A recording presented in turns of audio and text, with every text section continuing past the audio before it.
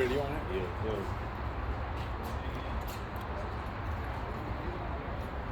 I like that little kickstand you got for it. It's on the kids, built into the kids. They gonna get that for you? Oh, shit. Why are you such a piece of shit?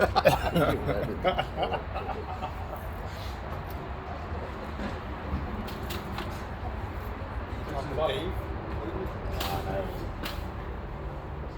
Somebody just said he's a decade older.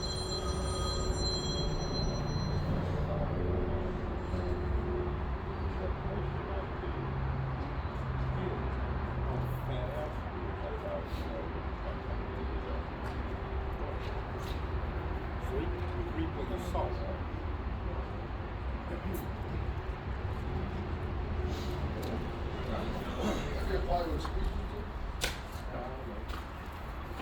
That's the way to go. No rollers either. For base.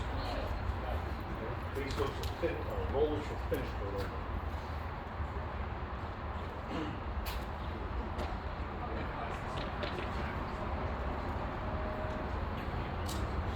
Stragglers.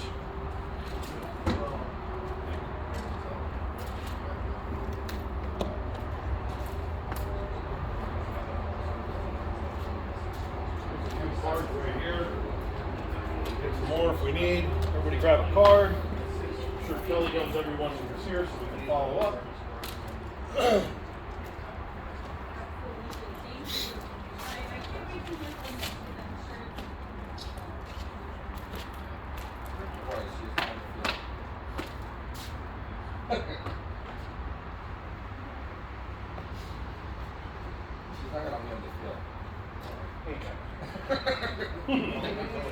Look to me like that. Now.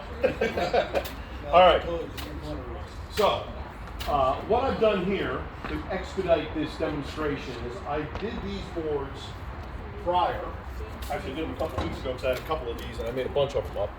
So, this is a 6-inch seam treatment that you would use on pretty much anything. Okay. Open seams, get fabric with, if you're doing a silicone, I was just talking about silicone job. Silicone, we would hit mastic on seams if they were closed, fabric if they're an open seam. Okay, so you can see how flexible this product is. All right, we're turning it 360 degrees here around on itself. So it is flexible, it stays flexible, and that's what gives it the performance. So again, here, this is going to be at about a 2.5 gallon per square rate that I use to apply this fabric. Okay, again, I did it here just to give you the illusion that we did a seam treatment first. Okay, as I said, the other broom over there.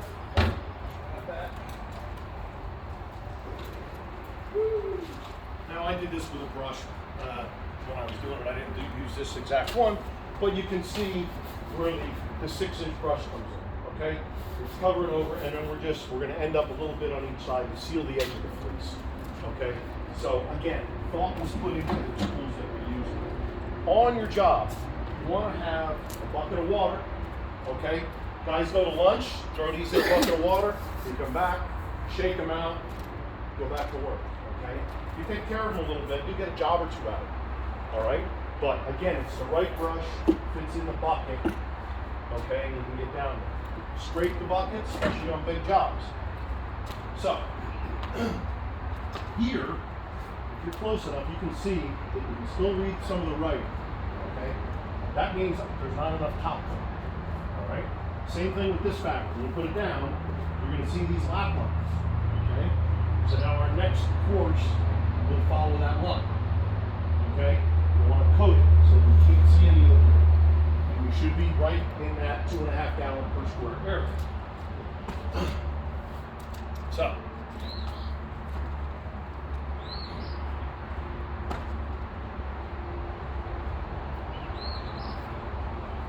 all right. Give yourself an idea here. Lay up to set the roll.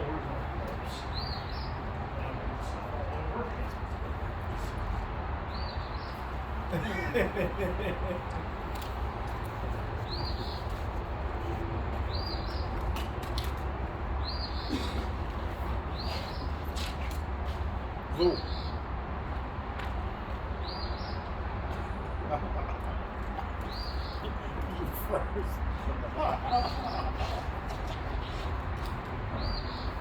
So let's say I was going to use this as my line, okay? That's what I'm doing. Good idea to dip the brush in water first, just to moisten it up a little bit. Do not ever thin any of these products. Whatever you're using from us goes out of the bucket on the roof the way it is. We were talking about cure time before you all got over here. When we get later in the season, it takes longer to cure because we don't have the UV from the sun that helps us. So it's temperature, humidity, and UV that makes this product cure. All right. It's not a complicated process.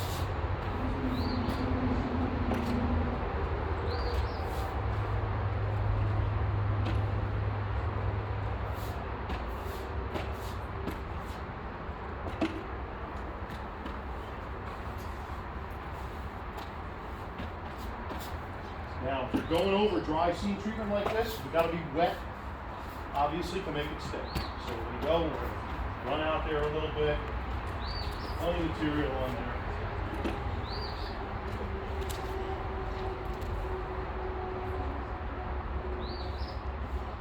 Okay. Now, we've got the roll kind of where we want it, okay? Now, notice I didn't go back into the bucket for more material. This is what's known as dry brushing. What we're doing now is we're forcing that first layer of material I put there up through the fabric to fully embed the fabric. We're touching every square inch of the roof when we do this. Okay? Now, we start brushing 45s through the center. Okay? Now, all that material is just coming up from underneath. There's not that much on my brush. Alright? So, see how I can get those wrinkles out? Hit it with the brush. Work the brush from the middle out. Okay? Now, pretty thick right now. But now is when we go back to the bucket. Okay? And we're making sure we're not going to see any of that writing. You can work a lot of that stuff out with the brush. Nice and smooth. Okay? Now, we'll go forward. More material down behind the roll. This is the benefit of the 5-foot brush. I'm not the tallest guy in the world. I'm a little vertically challenged, but I can reach pretty far. If you don't want a guy doing this all day, we'll be back tomorrow. Okay? So again, more material back here.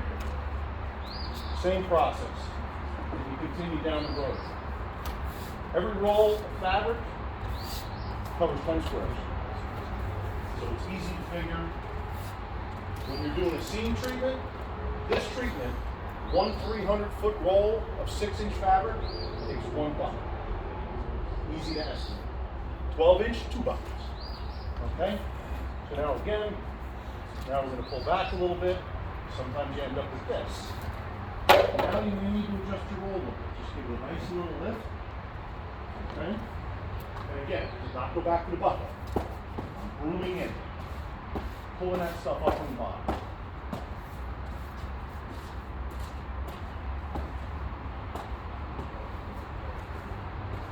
Okay? And we proceed. Any questions? What happens if you get a freak so that's not dry yet, also you get a freak when You're screwed. Okay? you do that? Okay. Depending on how much wash off you get, first thing would be careful what's going down the drains, especially if they're external drains. If you're doing an EPDM job and you use our cleaner on it, the black carbon that makes EPDM black will wash off and will create one hell of a mess. If you don't have internal drains, you got to capture that water if you're doing a cleaning on EPDM. Okay. Any other questions on that? Anybody want to dunk in the bucket? Is that hazmat, that black shit that comes off of the EPDM? I don't know. We don't make it. I don't know if it is or not. I just know it makes a heck of a mess. Dean, do you know that? Yeah. When we do a wash on an EPDM, that black crap that comes off, is that hazardous or is that? I assume that it's coming off from general rainwater. Probably. Probably not. Probably not. I know the clean out primers, it's safe. Yeah. The clean act, the cleaner that we have, our cleaning concentrate, as I said, 5 gallons makes 55. It's like a mild detergent, like a dish detergent almost, just to clean the roof. Okay, not a lot of suds. You don't want, foam run down the driveway. You know what I mean? So, but be careful with EPDM because when you clean it, it will make one heck of a mess. Okay. Same with the TPO, I'm guessing. Or the white. Well, no, TPR, they make EPDM black by putting carbon in it to make it. Yeah, They but I'm just comes out. meaning like if they're running on the parking lots, the parking lot's gonna be all black and then you got all that white coming in there, they're gonna make you clean it. That's what White from the TPO? Well, we're talking EPDM or TPO on a roof. Well, I mean, I'm just saying, is if we have a TPO roof we have to clean, Yeah. I'm guessing we use the same Yeah. cleaner. Yeah. So all that white. Yeah, but you won't take the white off of No? TPO. No, you're not gonna get not like you do with black. I've seen it. When you go down there and you go like this, when you're done cleaning the EPDM roof, you want to get down there and you want to make sure you have none of that black stuff on your hands. Okay, that way you know it's clean left. Otherwise, imagine you took a piece of Scotch tape and dropped it over here on the concrete and took up all that dirt, you never stick to anything. Yeah. Okay? So we want to make sure that we're good and clean and everybody's tight and dry. Yeah, but I know TPO will make the same mess because you got like gas and comes in behind it's all black. All Right. white. Right. And it's like just ducks. Yeah, and again, your question about this, what would happen if you did this and it rained? You got to look at the weather. I mean, it's easy yeah, now this- on the apps and stuff, but I need at least 4 hours or 5 hours for that to kind of like, I mean, with a good and weather. again, depending on the day, Well, that's sun, on the weather, yeah. and temperature and humidity are going to make it dry a little bit. Okay. Now, so if let's say we do an EPDM TPO roof and we just fill the seams with that, but they don't. I mean, without doing that, we just can't just put what is that called? Polyurethane, or what's the other one instead of the elastomeric, the hyperstop? Urethane. Yeah. Urethane coating. Urethane coatings are more for chemical resistance and things like that. They're a little more expensive. But if the water seeps something on that. If water's ponding, you really probably want to go with silicone. We are coming out this year with a ponding water acrylic, which is going to be a game changer. So now you're going to have the easy cleanup with acrylic, with the benefits of silicone for water resistance, and you're not going to have the dirt attraction. And it will bond over this. The new ponding water acrylic will be made as part of this system. Yeah, our standard top coat will probably just be replaced with ponding water acrylic top coat. Okay. The other thing we're coming out with this year is a silicone mastic that you will not be required to use fabric with. So all your penetration is going to be hand off. You're not going back and doing three-coursing with fabric and stuff. So that's another big time saver. The way things are right now, you guys know this. You're not going to save money by shopping around to buy product. You're going to save money by efficiencies and installation. Okay. If you were doing a big job like this, I mean, I've seen guys have one guy on a broom and then another guy right behind him, and he takes a roller.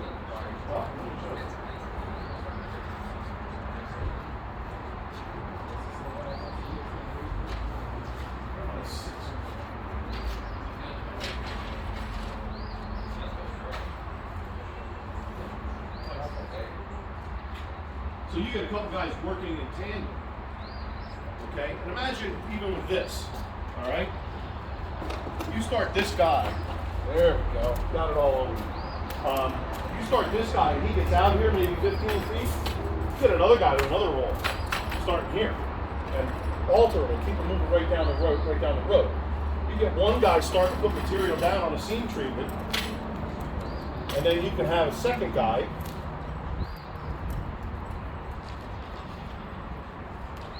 taking a roll of fabric.